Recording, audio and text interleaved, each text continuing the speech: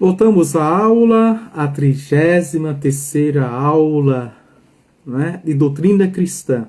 O finalzinho da segunda parte, né, a moral cristã. Em nome do Pai, do Filho e do Espírito Santo. Amém. Que o Deus de toda compaixão e bondade, que quer salvar todo ser humano, esteja convosco. Ave Maria, cheia de graça, o Senhor é convosco. Bendita sois vós entre as mulheres e bendito é o fruto do vosso ventre, Jesus. Santa Maria, Mãe de Deus, rogai por nós, pecadores, agora e na hora de nossa morte. Amém. O som está saindo direitinho? Estão ouvindo bem? Diga ok. Boa tarde, Jacira, Joana.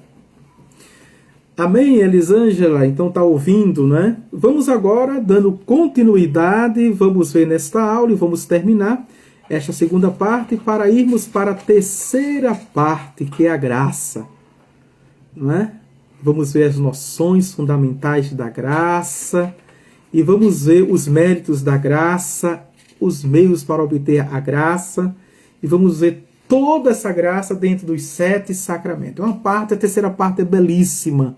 É belíssima. Lembrando a você que já vimos esta parte também no novo catecismo da Igreja Católica, que é o atual catecismo, tá certo?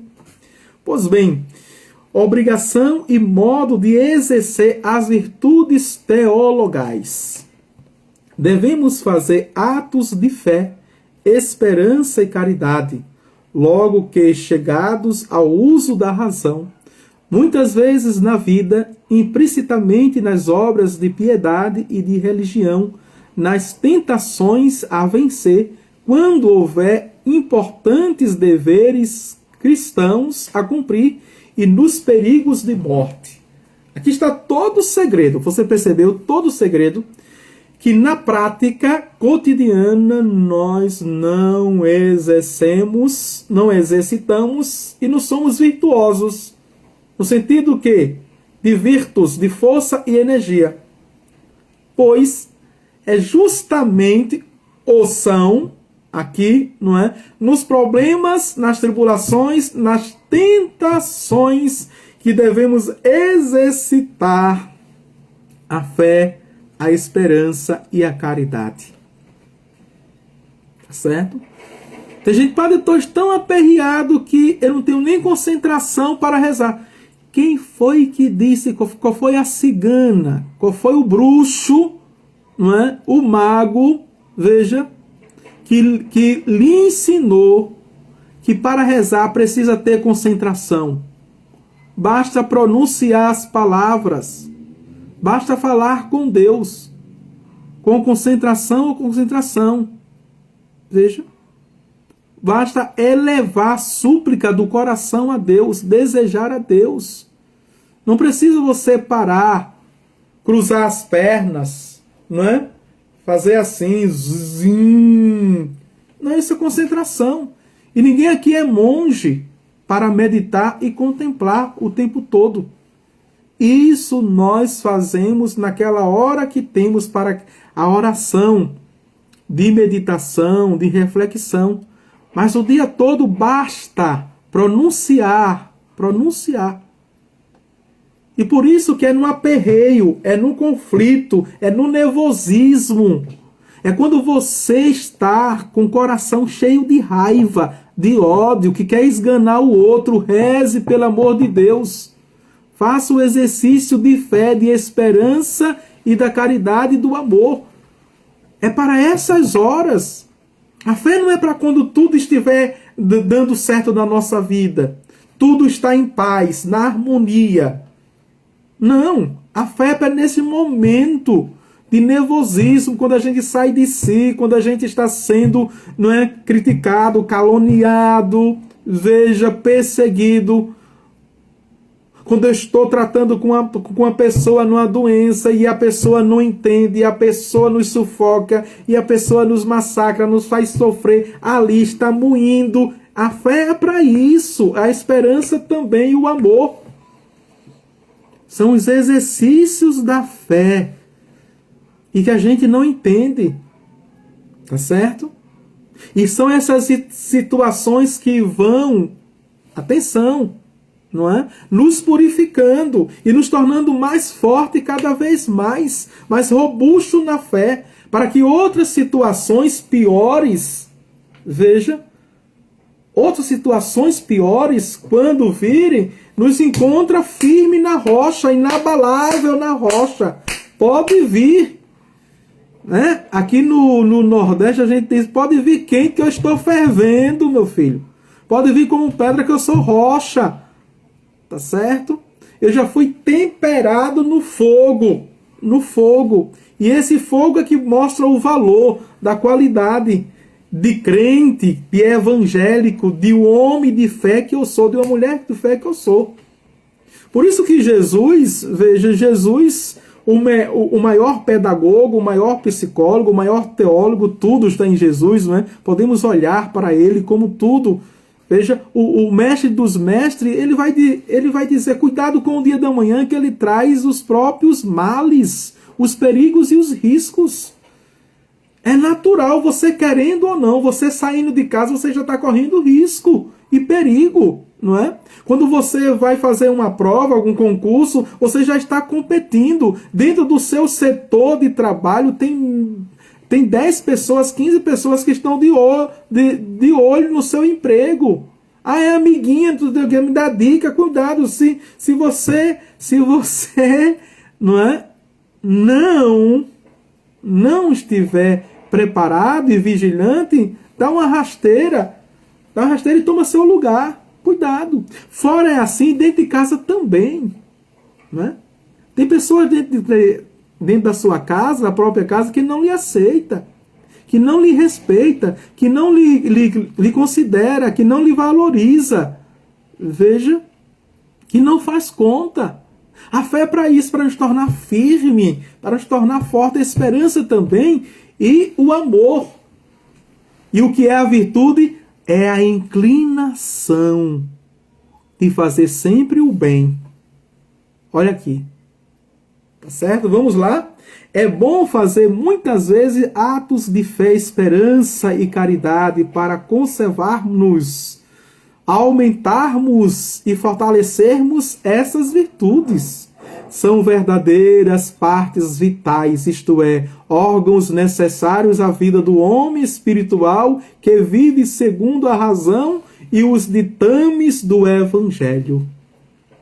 Olha aí, que maravilha. Tá certo? Devemos fazer atos de fé, esperança e caridade com o coração, isto é, com o afeto, com a boca, mediante as fórmulas propostas no catecismo ou jaculatórias, com as obras, quando dermos prova dessas virtudes em nosso procedimento. E tem os atos de fé, de esperança e de caridade em forma de oração, não é? Procure aí na internet, tá certo? E naquele livrinho, as orações dos cristãos têm os atos de fé, de esperança e de amor enquanto oração. E ali, não é, já tem uma catequese, no formulário da oração já tem uma catequese. Mostra pra gente o que é a fé, mostra pra gente o que é a esperança, mostra pra gente o que é, não é, a caridade. E para crescermos. Daremos prova da fé se a confessamos e defendemos onde for mister defendê-la sem temor e sem respeito humano, e se vivemos as suas máximas, que rezamos em jaculatória, que proclamamos como fé. Daremos prova da esperança se não nos conturbarmos ante as perseguições, mas vivermos seguros das promessas de Deus. Daremos prova da caridade para com Deus e para com o próximo, com observância dos mandamentos e prática das obras de misericórdia espiritual e corporal. E nós sabemos já disso, né? No ano da misericórdia, aprendemos as obras, veja, de misericórdia corporal e espiritual. E na internet também tem, só você colocar, né, para você saber quais são as obras corporais da misericórdia. Quais são as obras espirituais da misericórdia?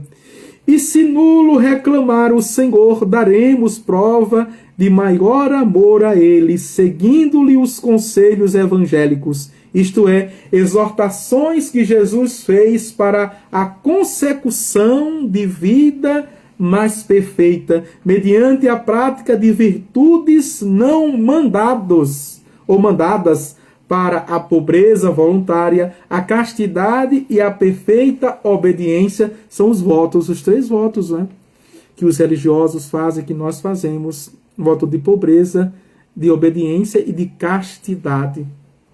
Tá certo?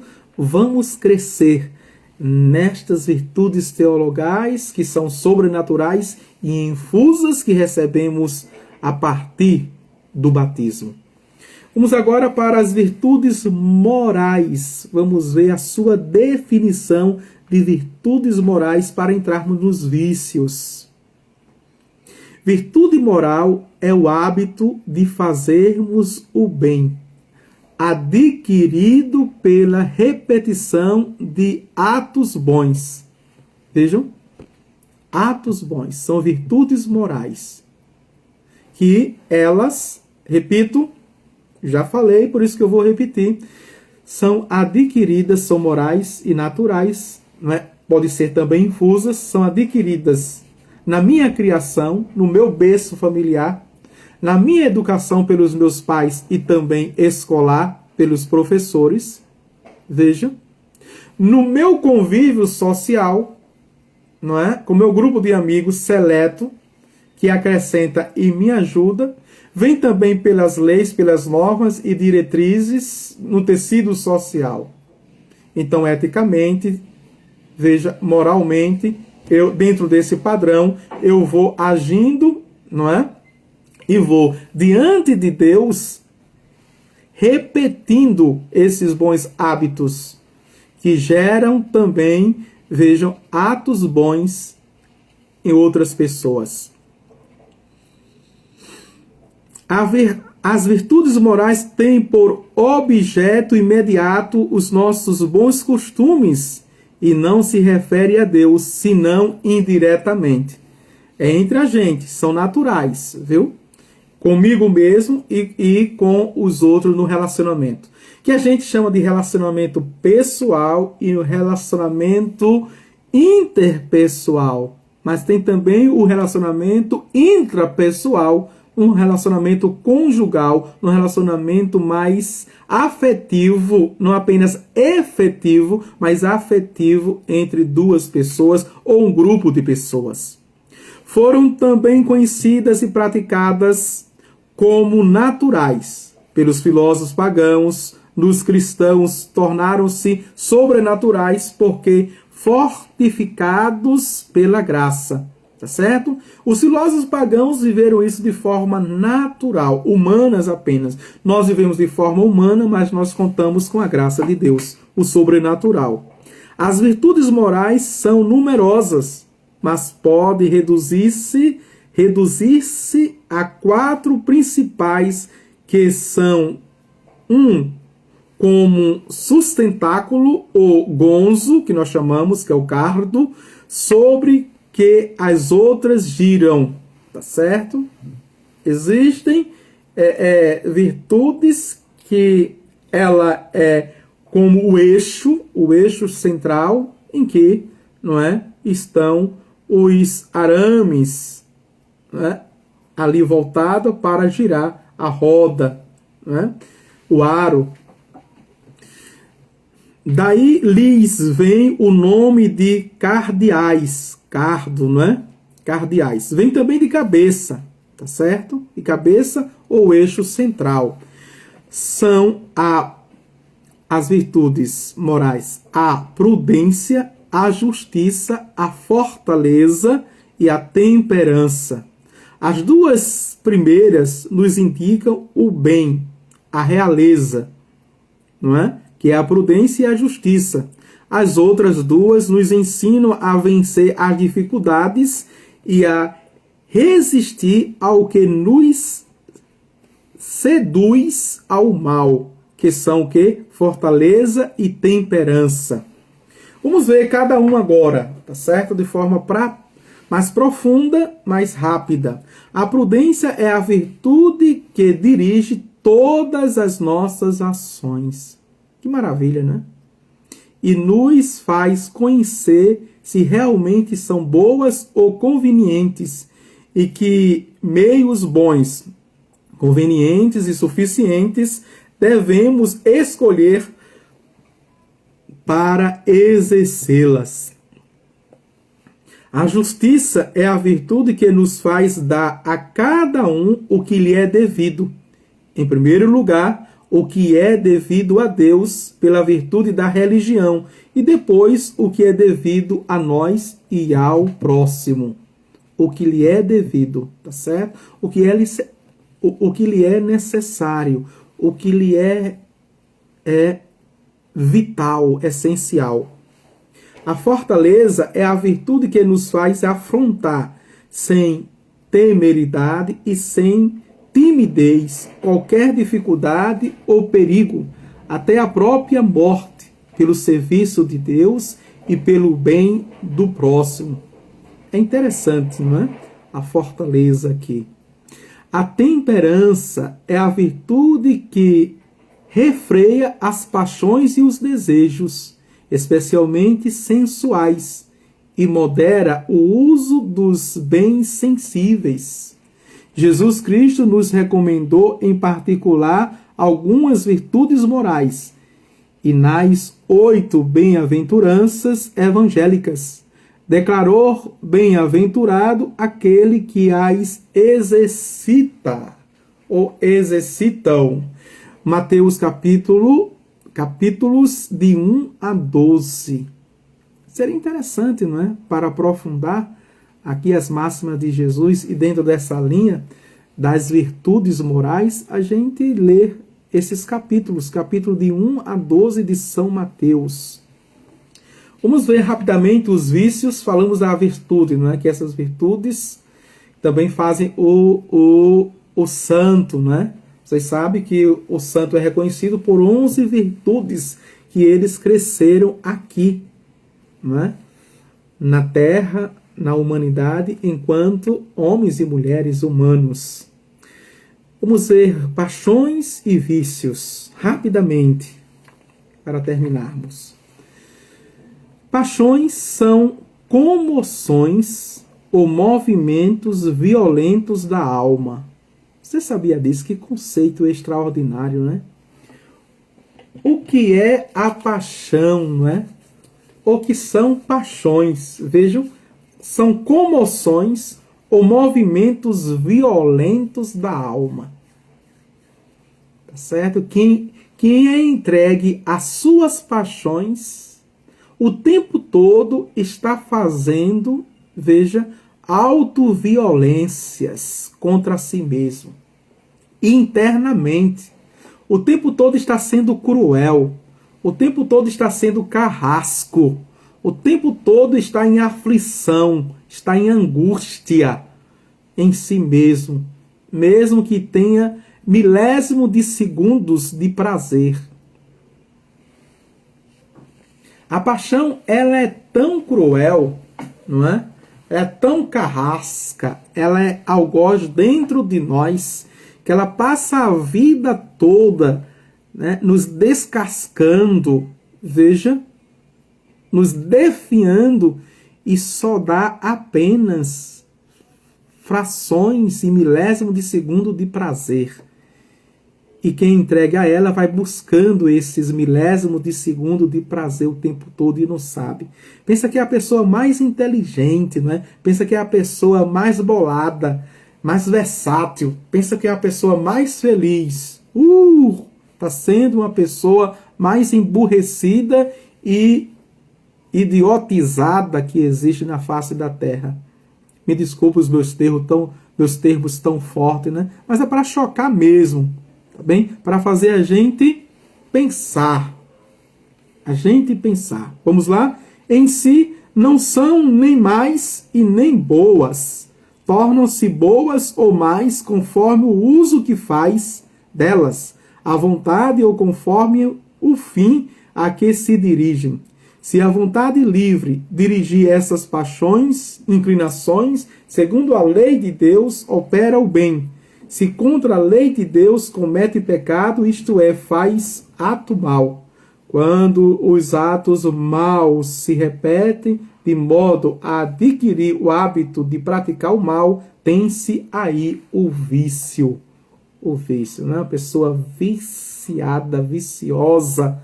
Quem é viciado se torna também vicioso, porque está, veja, toda a sua construção psíquica, física e até mesmo espiritual voltada para aquele vício. Se está voltada para aquele vício, está convencido que dali, veja, tira os prazeres, as satisfações, as realizações e é feliz.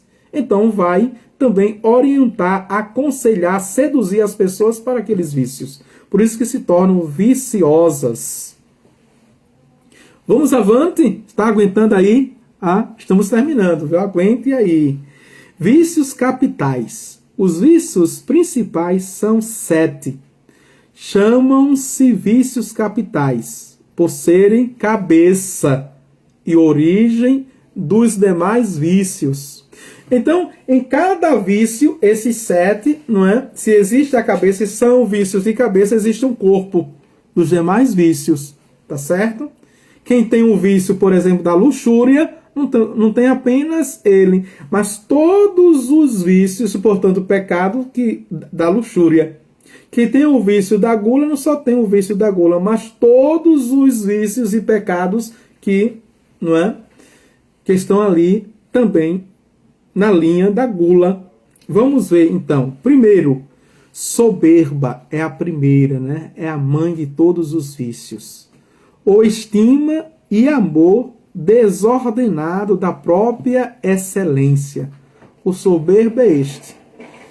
É o narciso, não é? É o narciso, o soberbo. Ele tem estima e amor que é exacerbado, descontrolado, desequilibrado, desordenado contra a própria excelência. Dela nascem a ambição, a vanglória, a desobediência, a obstinação, não é? Ou obstinação, me desculpe, nasce em fazer aquilo. Porque a pessoa é um narciso, né? Então, só ela é inteligente. Só ela conhece. Só ela sabe. Só ela faz.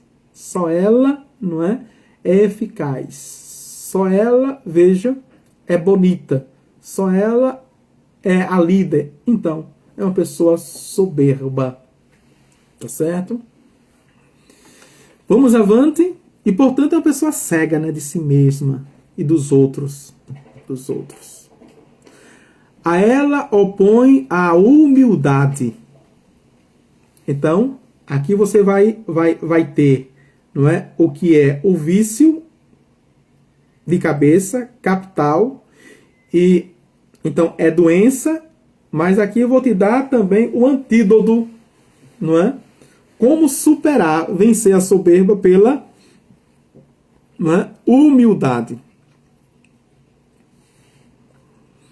E também a soberba, ela é inumana, não é? Por isso que se opõe também à humanidade.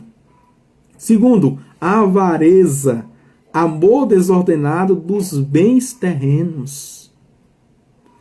Dela nasce a dureza do coração, a fraude, a violência. A ela se opõe também a liberdade. Veja, o avarento, ele não é livre, como o soberbo não é humano. Não é humano, se torna inumano. Luxúria, amor desordenado dos prazeres dos sentidos. A luxúria é isso. Amor desordenado aos prazeres dos sentidos. É causa da cegueira da inteligência, da perda da fé, da ruína da saúde e da família. Opõe-se-lhe também a castidade, que é a ordenação de todos os sentidos. Castidade não é ficar sem fazer as coisas do sentido, mas é a ordenação de todos os sentidos e de tudo aquilo que deriva aos sentidos, a sensualidade, a pornografia, o sexo e assim sucessivamente. Quarto, ira. Desordenado movimento da alma em rejeitar o que nos fere, com o desejo de vingança. Ira é isso, não é? O que nos feriu não tem boquinha. Aqui fez, aqui pagou, e exageradamente. É pior do que a lei do talião dos antigos, olho por olho, dente por dente. O mundo dá muitas voltas, eu vou estar na esquina para te pegar, não é? Como a serpente que foi lesada, roubado o seu veneno, ela espera anos para dar o bote. Provoca os litígios, as contumélias, as rixas e conduz a graves delitos. Também a paciência. É contra a paciência. O irascível é impaciente por natureza, não é? A gula, quinto vício, desordenado amor dos alimentos e bebidas também. Gera a embriaguez, não é? E a impureza. Olha aqui, com isso, a impureza, não é? Que é a gula. A gula seja de alimentos sólidos ou alimentos líquidos também, né? Então, o beberrão é guloso, não é? É guloso. O alcoólatra é guloso, tá certo? E tantas outras. Tem gente que diz assim, eu não tomo refrigerante, só tomo suco, mas toma 2 jarras de suco. Aí, não é? Toma 2 jarras de suco. Então é guloso, é a gula, certo? Tem gente que não toma 1 taça ou 2 de vinho. Toma 3, 4 garrafas na hora do almoço. É gula antes de ser um descontrolado, um viciado, não é? Um alcoólatra é gula também, é pecado. Talvez a gente não relacionava isso, não sabia. É a sua contrária à sobriedade, não é? Aqui, na gula, nos alimentos também, né? E aí a gente também pode ir, mas tem outros vícios próprios disso, né? Mas para a vestimenta, em todas as outras coisas. Sexto, inveja. Vamos para a inveja, o pecado capital da inveja. Tristeza do bem alheio ou alegria pelo mal de outro. Olha aqui, não é? A inveja é quando eu me entristeço com as conquistas dos outros, com as posses dos outros. E quando eu me alegro quando o camarada se dá mal, né? Com as perdas, veja, com as frustrações. Produz a rivalidade, maledicências, opõe-se-lhe ao amor fraterno, a inveja. Amor de irmãos, né? Quer bem, quer ver o outro crescer, que acrescenta, que se alegra também com as suas conquistas. E por fim, não é? Assídia ou a preguiça. Desordenado amor ao descanso e, consequentemente, negligência em cumprir os próprios deveres, especialmente os espirituais. A ela se opõe a diligência no serviço de Deus e também dos homens, não é? Quando é que uma pessoa é preguiçosa, né? É quando ela gosta de dormir? Mas quando esse gostar de dormir prejudica as suas tarefas cotidianas, as suas responsabilidades, tá certo? Deixa de rezar, porque tem preguiça. Tudo é um esforço exagerado. Tudo, não é? Nesse sentido. Veja, não tem anemia, tá bem? As enzimas estão boas, as taxas também, não é? A vitamina D está boa, o complexo B está bom, tudo, mas a pessoa é inclinada ao descanso, Tudo é um esforço exagerado. Tá bem? E aqui a gente encerra essa segunda parte, não é? Na próxima aula, não sei se ainda hoje ou amanhã, a gente entra na terceira parte da doutrina cristã, que é a graça. Tá certo? Então vamos ver na primeira aula a introdução geral do que é graça, não é? Para depois entrarmos também na questão dos sacramentos, os sacramentos. E vamos ver cada sacramento, não é? Cada sacramento de forma muito pedagógica dos sacramentos, né? Cada sacramento de forma muito pedagógica, o que é necessário, quais são as partes, a questão da graça do sacramento, tudinho, tá certo? Para entrarmos na quarta parte do catecismo, que é a liturgia, que é a oração. O Senhor esteja convosco, Ele está no meio de nós. Abençoe-vos Deus Todo-Poderoso, Pai, e o Filho e o Espírito Santo. Amém. Tchau, tchau. Até a próxima aula, se Deus quiser.